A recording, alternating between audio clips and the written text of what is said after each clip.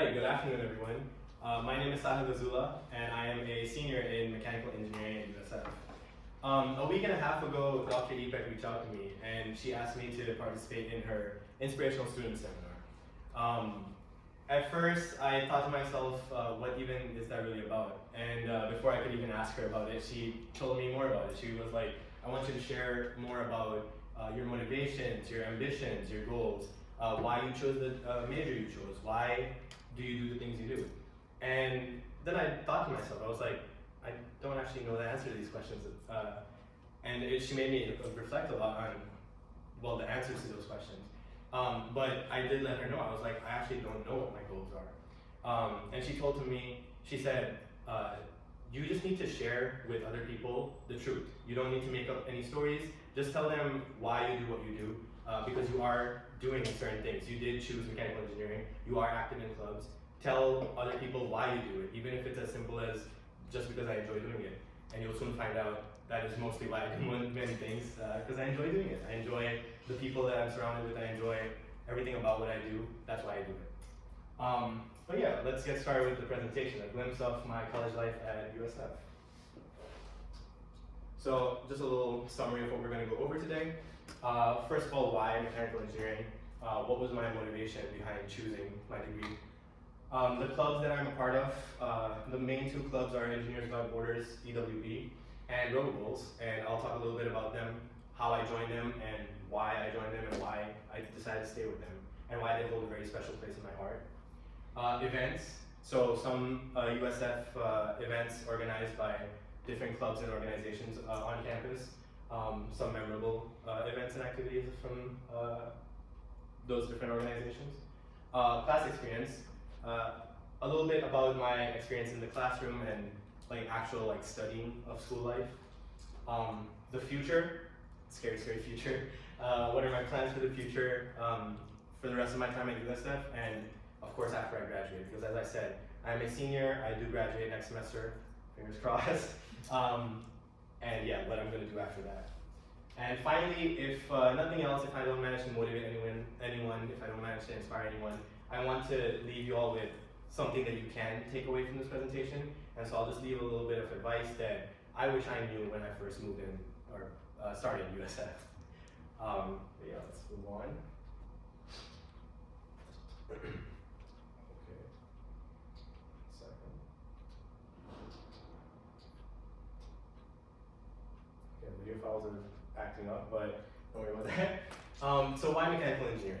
So at a very young age, I was always interested in robotics. How I got into this was, like most other kids, I had toys. I had remote controlled cars. I had other electronic toys that my parents bought for me, of course. And as fun as they were to play with, I used to always anticipate and wait for them to stop working on me so I could finally tear them open and see what's inside. And that's how I got into robotics. I would tear open my toys, play around with the motors. I didn't understand what any of it was, but I saw when I put the two wires from the motors on a battery, it started working. And that fascinated me, and I tried to study more about it. But that's how I really got into robotics. And so you might be asking, well then why mechanical engineering? Why not electrical engineering or computer science or computer engineering? So in my head, back when I chose mechanical engineering, there's two sides to a robot, the hardware and the software. Me, personally, I've always been interested in, or not interested, but I've always been, I found it fun to do programming. I thought it was a tiny little puzzle for me to solve. So I always was able to gravitate myself towards programming and the software side of things pretty easily. So I thought to myself, well, that's something I could probably work on by myself. I'm blessed to live in an era with Google and all these resources, all these tutorials on YouTube to be able to learn anything that I want to learn. And so I thought another thing, that hardware, buying parts and stuff like that, costs money. Not enough, I don't have enough money to be able to buy parts and mess around with them and afford to break them. So I thought I'll go to USF, study mechanical engineering, use the school's resources to buy parts and such, and mess around with their stuff, not my stuff. And of course, again, when it comes back to software, I can always just download free programming softwares and stuff like that and go practice from there. So that's why I chose mechanical engineering. to use the resources provided by the school, and also because I thought I wouldn't be as motivated to do the hardware aspect of it. But yeah, that's why I chose mechanical engineering. Next we have clubs. So, as I mentioned earlier, there are two clubs that hold a very special place in my heart, Engineers Without Borders and Robo-Bulls. I'm going to start with Engineers Without Borders, because that is the club I first joined in my first semester here. And it's actually very funny of how and why I initially joined and decided to stay.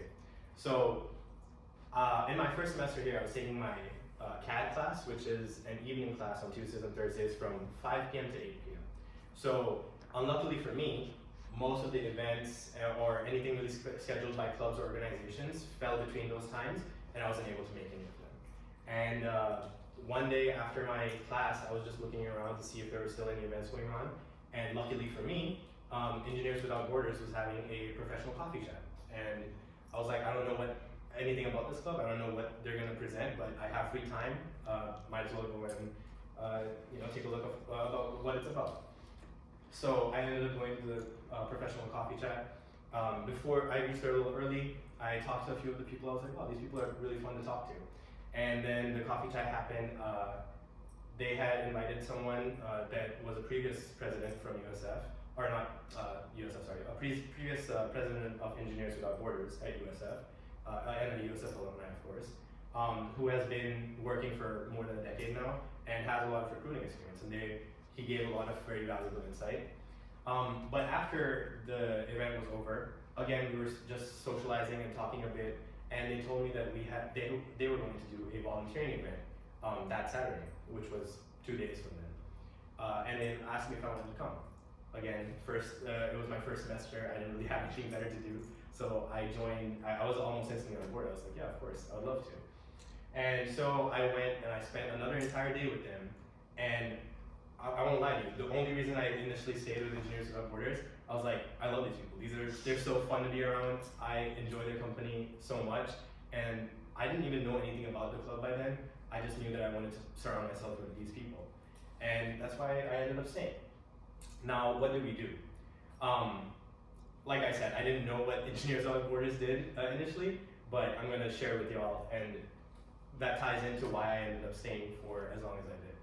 So there are two projects under the Club of Engineers Without Borders, the Bolivia project and the Dominican Republic project. The entire mission statement of Engineers Without Borders is trying to help out smaller communities that are less privileged than us in different parts of the world. And as I mentioned, one of our projects is in Bolivia, trying to help a elderly community get latrines being bathrooms, so to say.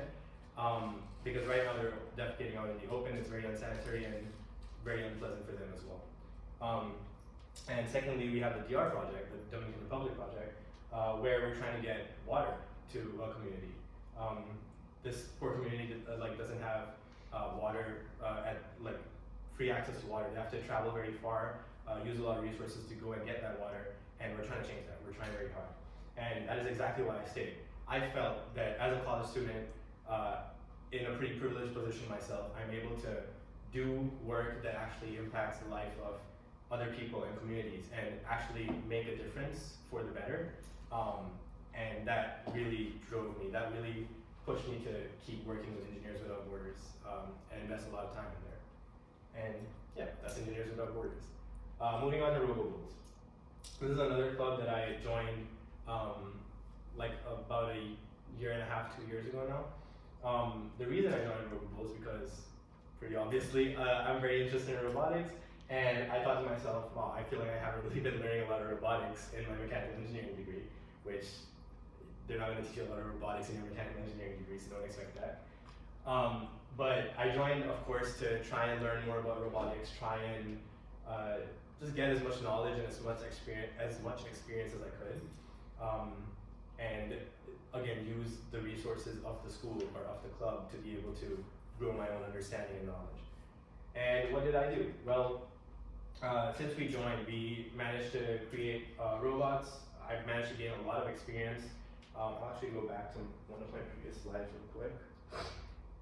So in this slide, the exploded views that you see were things that I made. I had to import each of those parts in myself. I found the STL files from the actual websites, their actual step models. Imported it. It took me a lot of time, but I learned a lot. It helped me endlessly, and honestly, I owe a lot of my understanding about robotics to this club. And as you can see all the way on the left, that is a video of our robot actually being used to play a soccer tournament that we hosted. And I'll get a little more into that later on. So what are we doing? As I mentioned, we're trying to keep hosting those tournaments, trying to start flushing out some of our workshops. So currently we only have the rest of the semester left, which is a month. So we're just going to prepare very heavily for next semester, try and plan detailed workshops so that we can teach others as well how to build these robots step by step. Because when I first joined, it was more kind of you do it by yourself. We offer you the resources, but now we want to try and teach, so it's a little more friendly for beginners. I feel like you can understand why I love them. I love not only the people, but also the things they do. These clubs have introduced me to people that I know will be lifelong friends of mine. There's a lot of people in this picture have already graduated. I still keep in touch with them. I have a couple of them actually coming to visit in a week, 2 weeks. I'm very excited.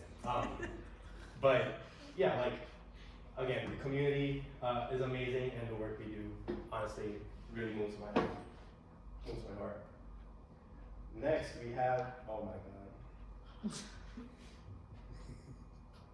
that corrupted? Come on. There's a video?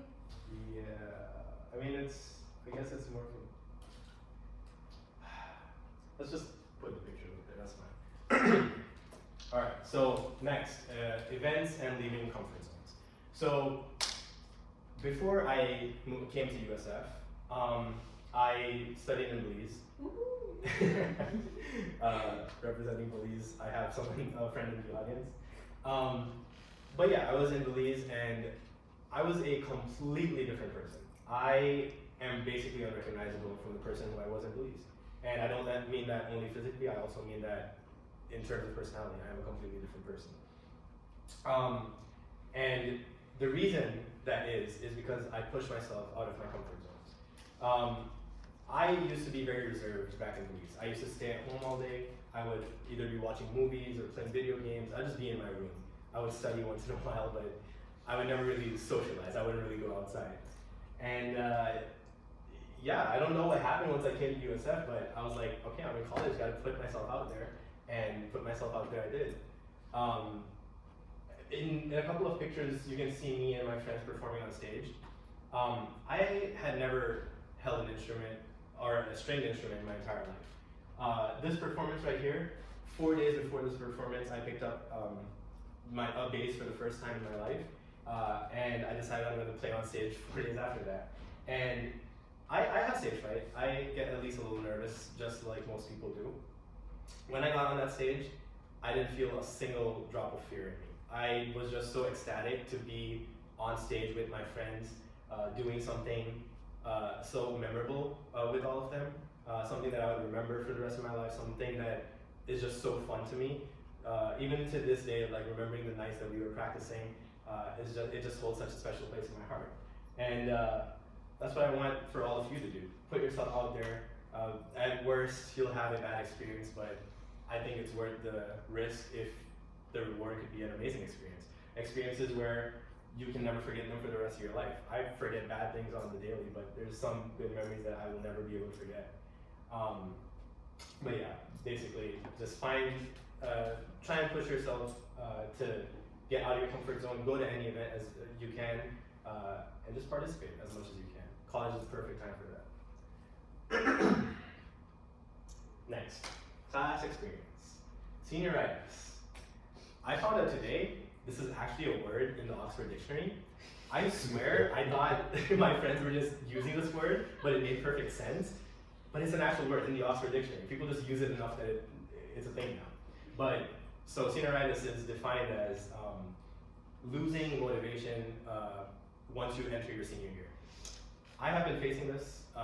As soon as the semester started, I felt myself kind of pulling away from wanting to study, pulling away from being as active as I used to. And the main reason for this is just feeling that I'm just retaining information, getting more information, and never really getting to apply that anywhere. It hit me a little more when I started my internships, and I felt like, first of all, I'm not really using anything that I learned. I felt like that, at least, that I wasn't really using anything that I learned from all of my classes. And even if I did, like, the internship would teach me from scratch again the way they wanted me to do it. So I never felt like I was able to apply myself unless I was working. So my motivation had kind of pulled away because of that. But I'm very excited to actually start a job, kind of get my degree, start a job, and be able to actually apply what I've learned in college, actually apply what I've been in college for 4 years for. But yeah, I just wanted to talk a little bit about that. But I have a couple of tips for students or freshmen or sophomores. Ask your junior and senior friends about professor recommendations and class recommendations. There is a lot that I would be able to, a lot of advice I would be able to give my mechanical engineer friends here. I would be able to give you a lot of advice about what professors to take, what classes to really make sure you pay attention in and learn, because they are referenced later on. There's a lot of tidbits I can give you, so make sure you're talking to juniors and seniors and kind of getting some insight from them about later years. And first day attendance is mandatory. I knew this, but I also learned it the hard way. Do not get dropped from your classes. It is a bit of a process to get back into your classes. I was lucky. My professor, he was super chill. He was like, yeah, just send them an email. They'll send me an email. I'll put you back in the class. But you might not be as lucky. Just, you don't have to go for the rest of the year. Just at least go for the first one. Go for the rest of the year also, but more importantly, go for the first one. All right, sorry, I'm gonna move on. Anyway, future plans. So, as I was saying, my current overall future plan is look for maybe another internship for my last semester here, and definitely full-time jobs. I'm graduating soon. I need to get a job. Well, one, to even stay in the country, but two, to also, make use of my degree. But yeah, I guess that's going to be mainly my future plan. As I mentioned earlier, for Robables, we're trying to, again, flesh out some workshops and reorganize these tournaments on a larger scale, try and get more participation, get more funding, and kind of grow this tournament. That's what I'm going to try and do with the rest of my time here at USF. Move up north. As I mentioned earlier, a lot of my friends have graduated and moved away. Most of them have gone up north. I'm trying to follow them. I really miss my friends, and I value my company. I value the people I surround myself with, and I would really want to surround myself with my friends that have graduated. So if I had the option, I would definitely go up north. And then financial stability and personal finance. This is just something I want to touch upon real quick. Even now, if you're in college and you're like doing an internship or have a side job, try and save your money. Don't be reckless with your money. Personal finance is something I want to start researching. Excuse me. Researching pretty heavily once I graduate and actually get a decent income. Because this money, you just set it aside for a little bit of money, and it compounds over the years, and you can retire early by doing pretty much nothing. Personal finance is like a sure way to keep yourself safe for the future. So I would definitely recommend that you all do that as well whenever you get a chance. But yeah, those are my plans for the future. And finally, some advice. So, as I mentioned earlier, experiment. College is the perfect environment for you to be able to experiment. And experimenting and developing skills kind of go hand in hand. Try and go to as many events as you can, like I mentioned earlier. Try and push yourself out of your comfort zone. Try to experience as many different things as you can. That way you can sort them and be like, this, I like this, I don't like this, I'm neutral to this. And learn more about yourself. This is the perfect time to do that.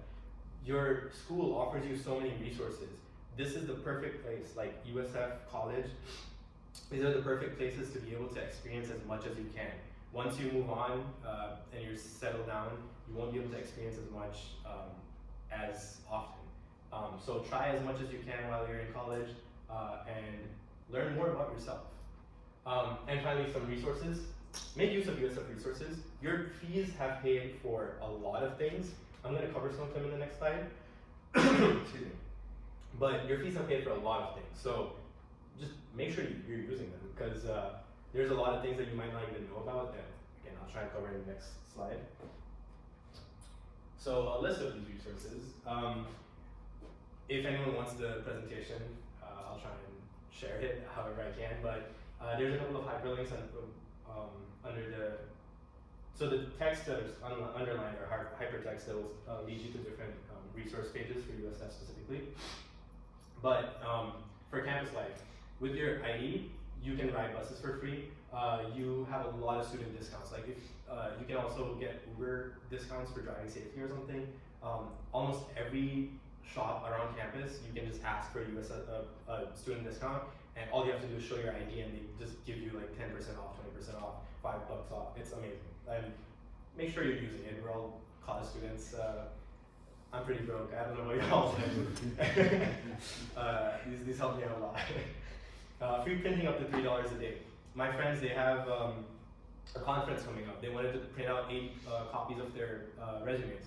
They just went at like 11:50. Okay, this is a little bit of a hack, right? So every at midnight, the free printing resets, so you can print for $3 again. So my friends just went at 11:55 p.m.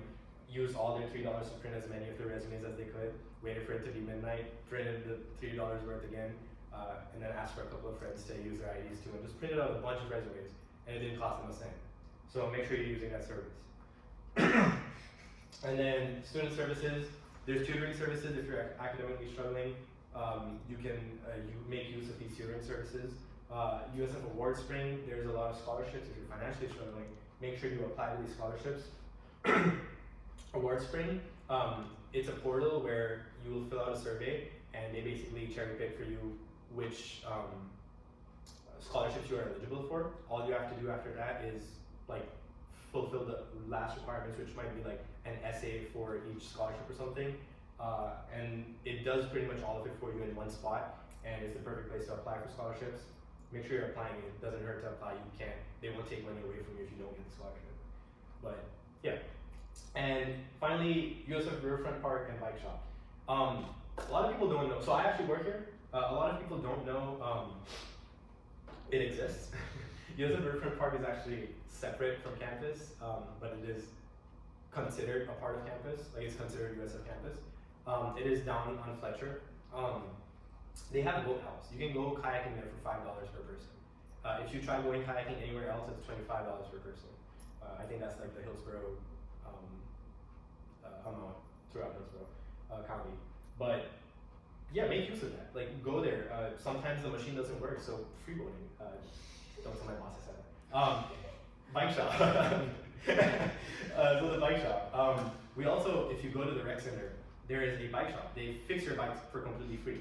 There's an endless amount of students that use their bikes on the regular to go from one place to the other. The closest bike shop that is not affiliated with USF is down on Fletcher. It's called University Bicycle Center. They're pretty expensive. I tried to fix my bike tire there once. They cost me like $50 or something. I could have done the exact same thing at the bike shop, a USF bike shop, for basically free, at least manual labor. I would just have to provide them with the parts. So again, just try and make sure you're making use of these resources. Ask people if there's something you need. Ask someone who knows more about USF first. If they're like, yeah, I don't think being a student is going to help you with that, then you move on from there. But try and make use of these resources, because there's a lot. But that's about it for me. Does anyone have any questions? I've also included my email address in case anyone wants to email me or ask me any questions in private. But yeah, any questions? No? All right. I have a question. Yeah. So you have said that you kind of lost motivation because you started an internship and you didn't find any correlation between the things you learned and the things you need to do in the internship.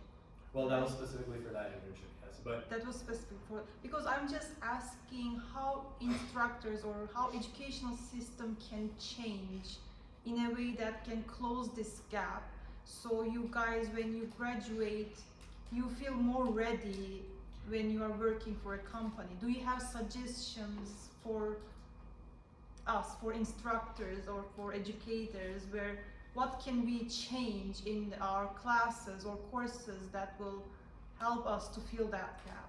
yeah, so for sure, that's a very good question. And again, I only have my perspective as a student, but what I would say would be very helpful, or let me actually start with saying why I don't think it works right now. I feel like we're very, there's no connect, there's a very big disconnect between like what we learn in school and then the way we apply it in the real world. Right now in school, like there's a lot of professors, I have some really good professors that understand this, and they will let us use all of the resources. They'll let us use our notes, or like that we have jotted down ourselves, if not the internet. Like no professor is gonna let you use the internet because they still want to make sure you understand what you're studying. But my own notes, instead of having to memorize them, if I can just refer to my own notes, that makes a lot of sense to me, because that's what I'll be doing in the real world too. If there's something I don't know, I'll probably try and like look it up in a book or something. But I feel like a lot of restrictions are put up on us that wouldn't be there in the real world, which I feel are a little unnecessary, because there's a lot of professors that they're like, okay, I'll allow you a formula sheet, but you can only use one side of the paper, even though there's like so many formulae. Or there's professors that say, yeah, you can't memorize any, or like you have to memorize all your formulae. Or yeah, just like there's a lot of restrictions in that case. So I feel like there's a big disconnect between like the actual way we learn things in school and the way we apply them during jobs and internships and like in real life, I guess. And another thing, kind of the same thing of like trying to understand how we will be using what we're learning. So a really big reason I enjoyed physics and engineering opposed to math is because it's just applied math. Like I understand why I'm learning the math, because it's being translated into the real world. Like if I throw a ball, I kind of know conceptually what is happening behind it and why it's happening. So that's why I like that it's applied. But now that I actually need to like go get a job, I need to understand how I'm going to apply what I'm learning in class to, it doesn't even have to be a job that I will get, but I want to know how it's being used, how people in the real world are using what I'm learning right now to just do something, whatever it is. But with that disconnect, it feels a little pointless to me, because I'm like, well, I'm learning all of this, but what if, like, I don't know why I'm learning it? So, yeah, I hope that answered your question. I just kind of rambled a little bit, but good. Another question is, in that bike shop, do they repair electric scooters? Because I have one. So that's very good. Oh, sorry. I will use it in campus. Yeah, no, electric scooters are really good. We don't actually though. There was that's a very good question. I should probably mention this. Electric scooters, anything electric, we have stopped like taking into the building first of all. So USF bike shop is inside the rec center. We have been having some issues with spontaneous combustion of lithium-ion batteries in these like scooters or electric bikes or stuff like that. And for that reason, USF is getting really strict about even letting these vehicles inside the building. If you walk into the rec with your scooter and the staff member sees you, they will ask you to leave it outside. So for that reason, one, we don't really work on it. So let's say you have a scooter and your tire is flat. If you manage to like take off your tire and bring it to us, we'll try our best to help you out. But second thing, we don't have all the proper tools for scooters. I tried replacing the tube of a scooter. It's actually a lot harder than a bike, because you need like clamps to like, because the scooter is a lot smaller wheel and the rubber is a lot stiffer. So you have to like get clamps to actually like pop it out and replace the tube. It's like we don't really have the tools for that. And I feel like if you're gonna get it replaced anyway, might as well do it by a professional instead of us kind of ruining it. But yeah, no, we don't do electric stuff anymore. Okay, thank you. Of course. Any Thank more you, questions, Sahil. comments, concerns? All right, thank y'all so much.